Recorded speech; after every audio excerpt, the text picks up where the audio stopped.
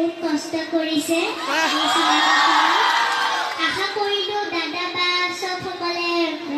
এই চিনেমাখন চাই যাতে ভাল পায়